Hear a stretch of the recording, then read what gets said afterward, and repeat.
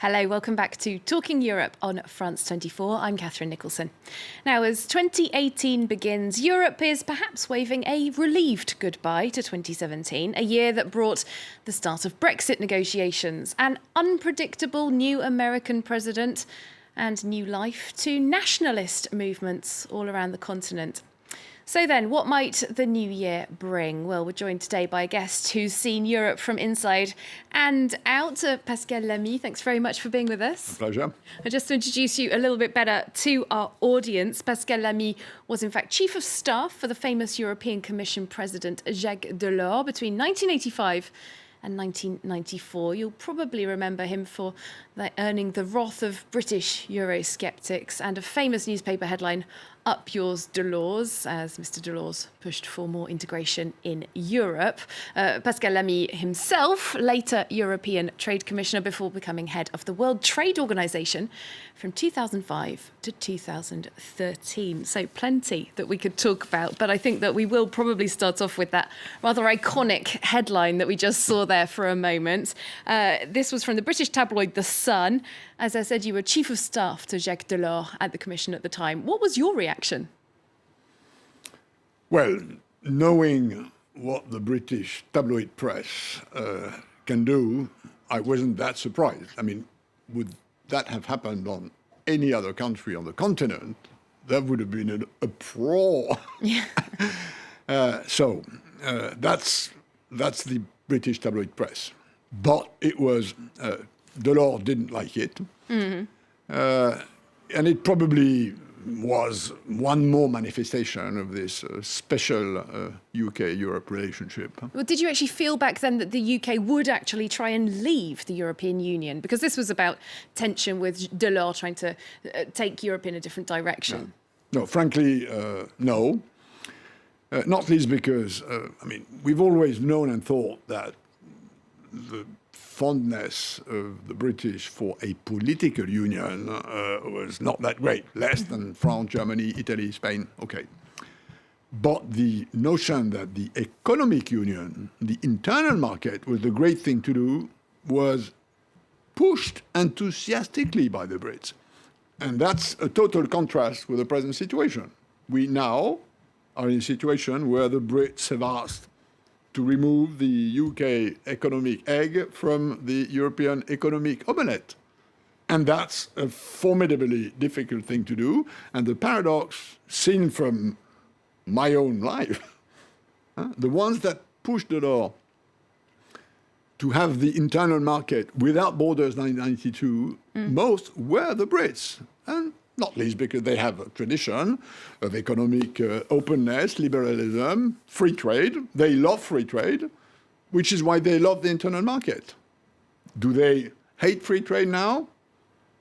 I don't think so. But there is something puzzling in this incredible contrast between this 1990s enthusiasm and these 2010s depiction. Well, it seems that everyone is a little bit confused to different degrees. Just this week, we saw Nigel Farage of the UK Independence Party, of course, one of the leading proponents of Brexit, seeming to suggest that a second referendum on Brexit could be a good thing, maybe clarifying that to say that he just wants it to be put to bed and see Brexit happen. But still, what's your take on that? There does seem to still be a lot of support in the UK for the idea of stopping Brexit somehow. Nobody seems to know how they do that, though. I'm not surprised that this Brexit is a total mess and that it messes up, including UK politics. It's quite strange to see that the only topic in British politics today is Brexit. And, that's going to be true for the next 2, 3, maybe 4 years. And that's a puzzling situation. Now, will Brexit happen or not? My own stance, and I've been studying, looking at this from various sides with many interlocutors in Europe and in UK, where I have a lot of friends. One scenario of Brexit, long and okay. Mm-hmm. One scenario of Brexit, short and harmful. And one scenario of pseudo-Brexit. As in a soft Brexit? What do you mean? A sort of leaving Soft the Brexit EU? would take a long time and might happen. But that's, if you add the time for the negotiation and the time for the implementation, we are on a sort of 10-year basis starting from the date of the referendum.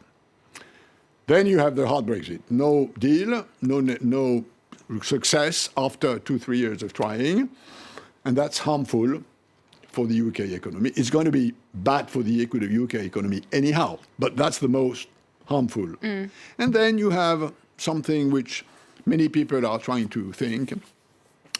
One of my big friends, Jean-Louis Bourlange, whom you might know, is a witty member of the French Parliament, once said, Brexit will be a revolution.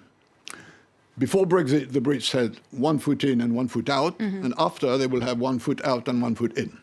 Interesting. Now, that's a bit of a poetry, but my sense is that something like Switzerland minus, Canada plus, Norway something, where you try to accommodate the notion that you're not part of this political union, but you still don't suffer too much in terms of economics. Maybe that's something in the making. Of course, the geographical realities aren't going to change. Britain is going to be sitting next door Absolutely. to the and European Union. trading 50% with the European continent. Well, we just mentioned there the possibility of a hard Brexit. It does seem to be very much still on the table for certain proponents of Brexit in the United Kingdom, saying that the UK, OK, if we don't get a deal with the EU that we like, we'll just leave without a deal and we will fall back on WTO rules for trade. You're the former head of the WTO. What does that concretely mean? I mean, it's like moving from first division in the football league, soccer league, to third division. If you look at trade seen from the moon, first division is national internal trade and the EU internal market, which is equivalent to the freedom you have to trade in a nation. That's league number one.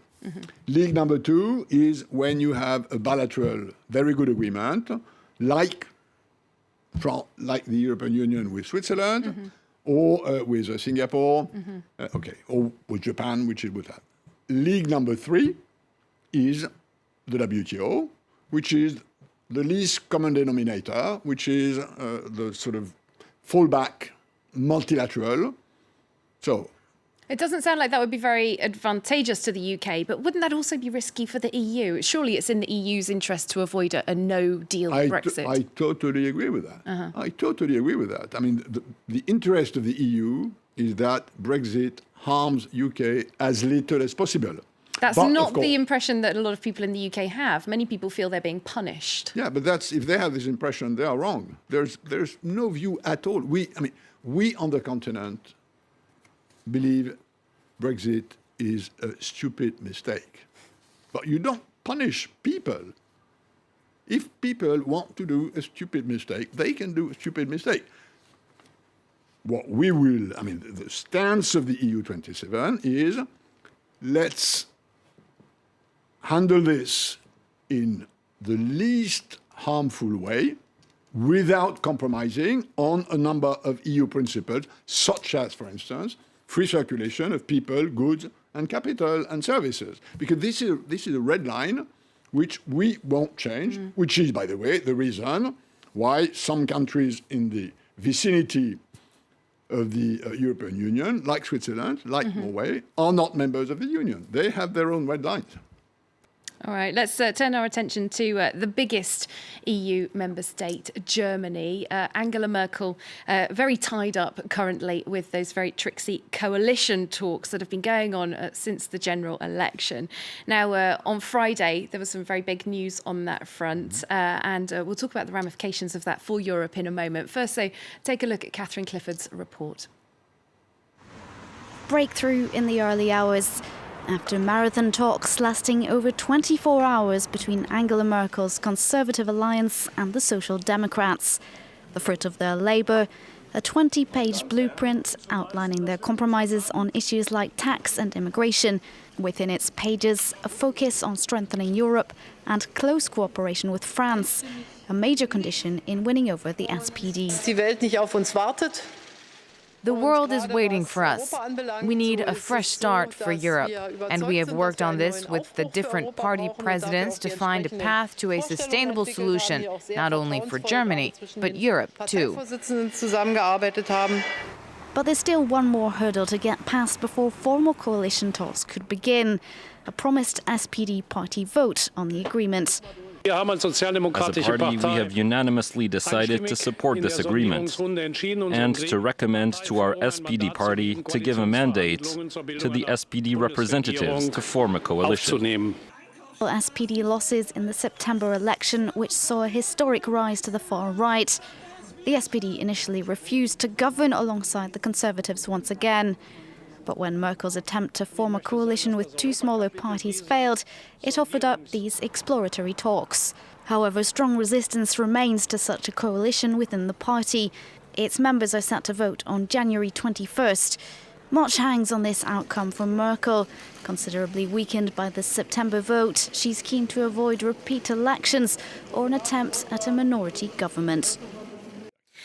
Well, there we go. Angela Merkel, she has been such a figurehead in Europe for so many years, particularly through the financial crisis, the migration crisis. She seems terribly weakened, though, by the outcome of that election. Do you agree? I agree, because the German system is the parliamentary system, very much, not like the French one, which is a presidential system, very much. And she did not do well in the last elections as compared to her expectations. So she's a weaker chancellor than in the past, although nobody pretends he or she could replace her.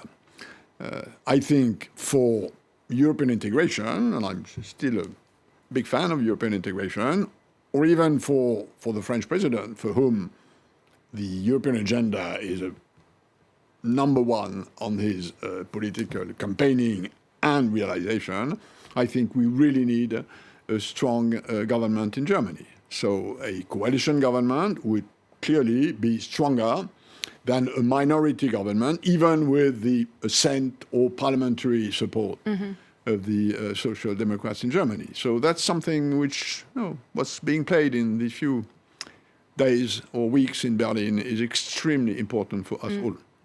Well, there do seem to be some paradoxes within the German story that apply to broader Europe as well. The German economy is doing very well, on the face of it at least, although there are also a lot of working poor in Germany. Angela Merkel, you might think, would have been able to benefit from that economic improvement. But is it perhaps the social inequality that is biting here? We have seen the rise of populism, of nationalism, a lot of that put down to inequalities, discontent. You're right. I mean, most of us have been educated and operating with the view that if the economy was doing well, the politics would do well. Remember the US president losing an election and saying it's the economy stupid, as if the economy was the only source of happiness. Well, that's not the case. And if you look at the world economy today, not just Germany, doing reasonably well, but politics are not doing well. So what then to do about that? Because the there's this disparity, isn't there? I mean, that's the paradox. That the reason why the economy is doing well is sometimes the reason why politics are not doing well, because globalization is a formidable engine of growth and potential welfare creation. The problem is that there is a difference between growth and welfare. Growth is an average thing. Welfare is something which I feel I'm benefiting from or not. And you're absolutely right.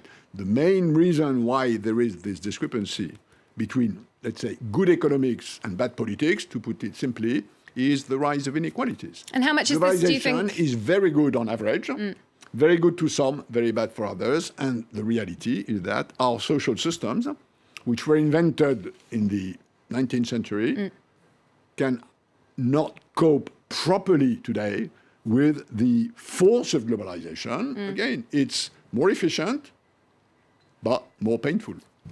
Well, indeed, globalization, a lot of people wanting to put a brake on globalization.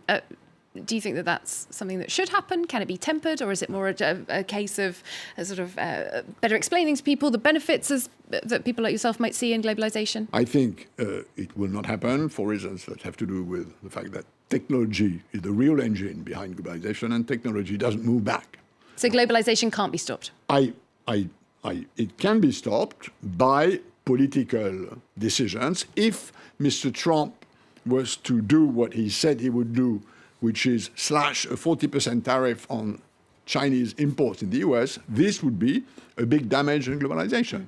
Mr. Trump exiting the disciplines of the multilateral trading system would be something bad for globalization, a bit like Brexit. Well, just one perhaps more fun question to finish on. You're currently part of the team that's promoting France and Paris's bid for the World Expo in 2025. Now, this is the event that brought us the Eiffel Tower quite a long time ago. What's the benefit to France and Paris of hosting this event? 0.4% of GNP, 40 million visitors during 6 months, which is a big economic plus. Plus a sort of image, a bit like the Olympics, which are taking place the year before, but the Olympics are about viewers. So, and then showing that France has an ambition for this planet. The theme we've chosen is knowledge to share, planet to care, and we believe that this is a universal conversation which needs to take place 10 years after COP21 and 5 years before the deadline of the UN SDGs. And if it happens, are we going to get a second Eiffel Tower? And if it happens, you might get a sort of 21st century globe, data connected, immersive, moved by artificial intelligence, something which we have in our minds. Oh, very interesting. OK, well, we'll look forward perhaps to seeing that. Thank you very much, Pascal Lamy, for coming to see us here on Talking Europe, former head of the World Trade Organization and President Emeritus of the Jacques Delors Institute. Thank you for watching. We'll see you again very soon.